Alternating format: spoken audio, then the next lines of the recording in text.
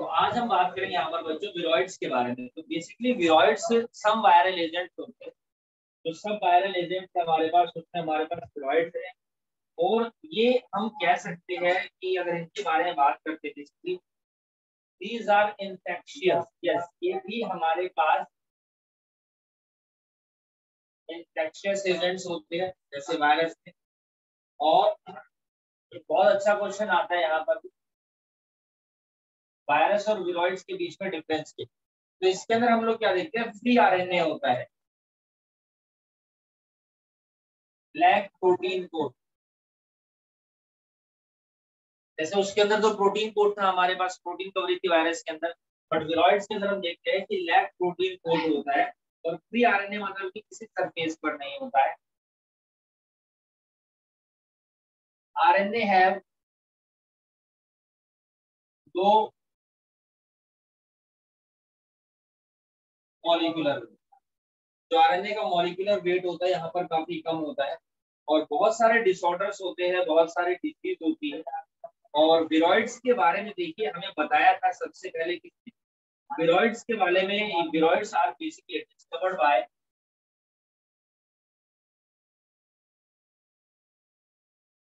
DIENER, Diener. ठीक है, diner ने हमें इसके बारे में, डिस्कवर्ड बाय डायनर इन 1971। तो basically infectious RNA which are devoid of protein coat, जिनके अंदर प्रोटीन कोड नहीं होता है, प्रोटीन कवरिंग नहीं होती। और हम ये भी कह सकते हैं these are obligate parasite। ये भी हमारे पास ऑब्लिगेट पैरासाइट होते हैं। ऑब्लिगेट पैरासाइट से मतलब है कि जब पोस्ट की रिक्वायरमेंट होती है। बहुत सारे डिसऑर्डर्स होते हैं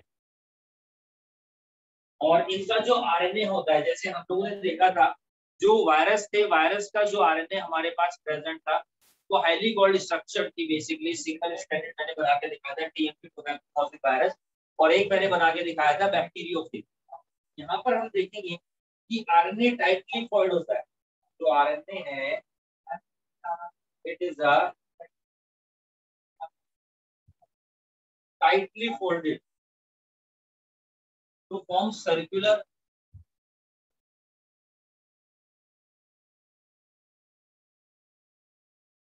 एंड लीनियर स्ट्रक्चर। तो ये सर्कुलर या फिर लीनियर स्ट्रक्चर हमारे पास यहाँ पर क्या करते हैं, क्रिएट करता है। One thing is that. और इसकी वजह से भी हम देखते हैं डिसीजेस होती है। कॉज डिसीज, इसकी वजह से डिसीज होती है। जैसे सबसे पहली डिसीज मैं आपको बताऊंगा, potato spindle tuber disease. Potato spindle tuber disease. जैसे हमारे पास पोटैटो होता है, ठीक है, नॉर्मली इसकी कोई इस तरह से ये पोटैटो है, लेकिन अब जो इसकी वजह से, डिसऑर्डर की वजह से, विरोइड्स की वजह से जो पोटैटो हमारे पास वो स्पिंडल शेप होने लगी। टॉप से बॉटम से नैरो, बीच में से वाइड। तो causes potato spindle tuber disease, discovered by T O Diener. पूरा नाम टीओ डायनर है। 1971 में हमारे को इसके बारे में बहुत सारी बातें यहाँ पर पता चली। और इसी डिसऑर्डर को PSTD भी बोला जाता है, पोटैटो स्पिंडल ट्यूबर डिसीज। उसके अलावा मैं बताता हूँ कुछ और भी डिसऑर्डर्स हैं जो अलग अलग की रिस्पेक्ट्स में होते हैं। जैसे है क्राइसैंथेमम स्टंट।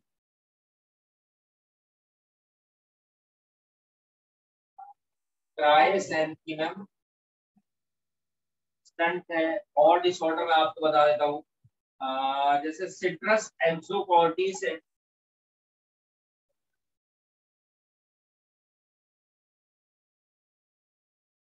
तो ये है हमारे पास, these are some disorders with respect to the viroids. Viroids के रिस्पेक्ट में हमारे पास बात है। तो वायरस के रिस्पेक्ट में अगर हम देखें तो ये कुछ ऐसे वायरस होते हैं जिनके अंदर कोई ना कोई एसेंशियल कंपोनेंट बेसिकली मिस है। जैसे वायरस के अंदर प्रोटीन कोड होता है और इसके अंदर प्रोटीन कोड नहीं होता। सिर्फ इतनी लाइन के ऊपर बहुत सारे क्वेश्चन बन जाते हैं यहाँ पर। अब हम यहाँ पर बात करेंगे बच्चों लाइकेन के बारे में। देखिए जब लाइकेन के बारे में हम लोग बात करते हैं, लाइकेन के बारे में आप लोगों ने बचपन में ही पढ़ा है, और basically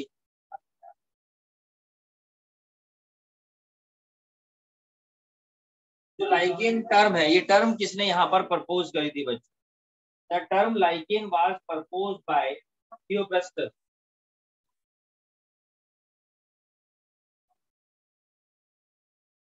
given by Theophrastus. Theophrastus के बारे में एक बात हो रही है, is also called father of botany. ये बताइए, फादर ऑफ बॉटनी भी हमारे पास है। चैप्टर का बिल्कुल लास्ट चल रहा है, सेकंड चैप्टर का, ठीक है। और हम लोग क्या देखते हैं, लाइकेन बेसिकली क्या होता है, देखिए बहुत जल्दी बताओ, छोटी क्लास में अगर आप लोगों ने पढ़ा होगा। मान लीजिए मेरे पास ये ट्री है, पेड़।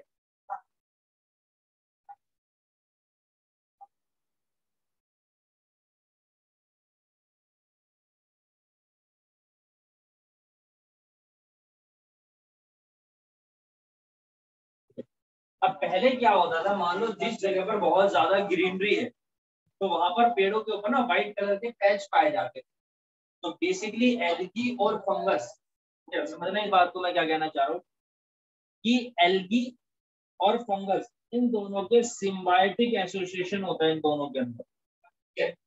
इन दोनों के अंदर क्या होता है, सिम्बायोटिक एसोसिएशन होता है, और सिम्बायोटिक एसोसिएशन के कारण फॉर्मेशन होती है पेड़ों के ऊपर इस व्हाइट कलर के पैच की, जिसको हम लोग यहाँ पर क्या बोल रहे हैं, जिसको हम लोग यहाँ पर बोल रहे हैं, लाइकेन बोल रहे हैं, ठीक। तो पहले क्या है कि जैसे बहुत ज्यादा ग्रीनरी थी, तो पेड़ों के ऊपर एल्गी और फंगस का सिम्बायोटिक एसोसिएशन हो गया, और एक व्हाइट कलर का पैच बन गया लाइकेन। इसी लाइकेन को हम लोग यूज करते थे, केमिकल निकलता था, और उसको यूज करते थे बेसिकली लिटमस पेपर बनाने में। पता होगा आप लोगों को, लिटमस पेपर वो पेपर जिससे ये पता चलता है कि कोई भी कंपाउंड जो मेरे पास अवेलेबल है, जो प्रेजेंट है, वो एसिड है या फिर वो बेस होता है, ठीक है। ये बात थी उसके बारे में। उसके अलावा हम लोग यहाँ पर देखते हैं, जो लाइकेन के बारे में कुछ और बातें करते हैं, तो सिम्बायोटिक एसोसिएशन होता है यहाँ। Here is a symbiotic association. तो पहला सिम्बायोटिक एसोसिएशन किसके बीच में हुआ है यहाँ पर? ये हुआ है एल्गी और फंगस के बीच,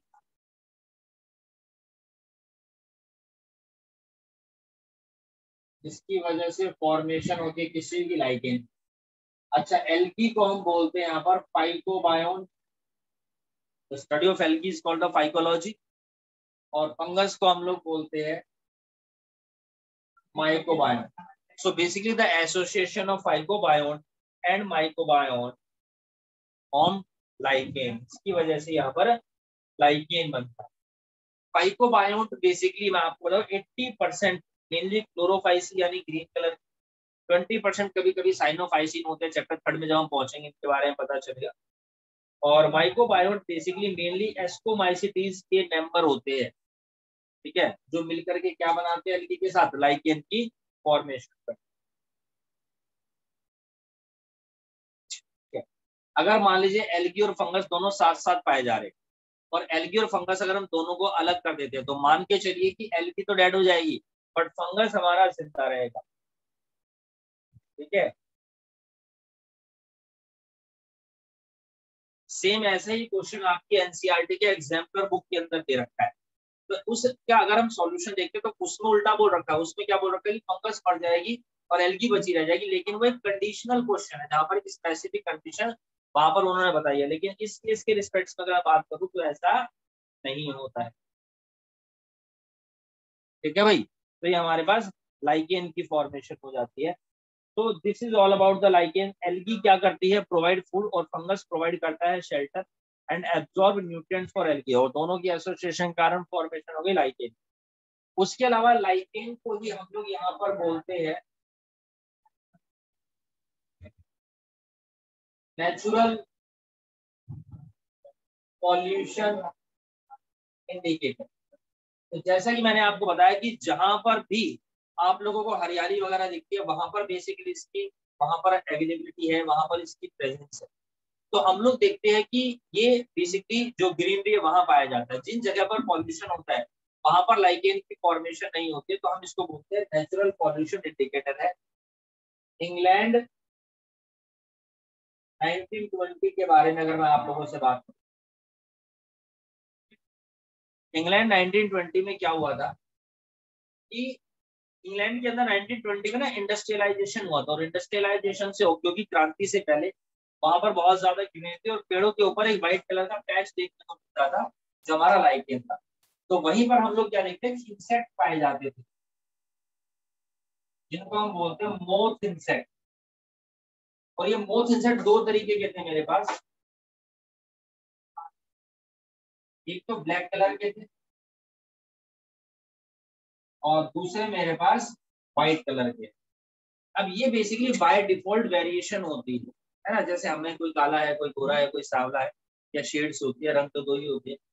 तो लेकिन यहाँ पर हम लोग क्या देखते हैं कि ब्लैक कलर में और एक व्हाइट कलर में बेसिकली मेरे पास यहाँ पर बच्चों मोथ इंसेक्ट्स यहाँ पर प्रेजेंट है। वो अब पेड़ों के ऊपर जो लाइकेन होता है जो व्हाइट कलर का होता है, लाइकेन बेसिकली व्हाइट कलर का होता है, तो मोथ इंसेक्ट्स क्या करते थे, यहाँ पर आकर के बैठ जाते थे।